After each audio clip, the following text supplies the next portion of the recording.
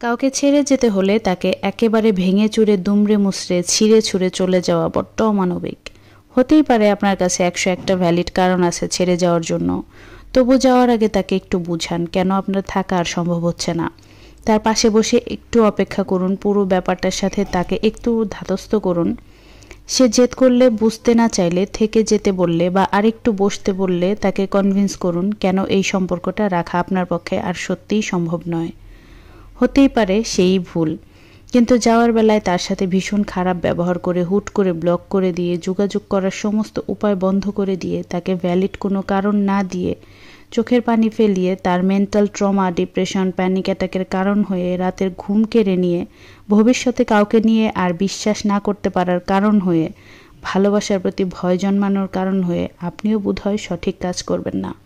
আপনারও হয়তো বা ভালো থাকা হবে না। তাই অভিশপ্ত না হয়ে দুজনেই মিউচুয়ালি আলাদা হয়ে যান।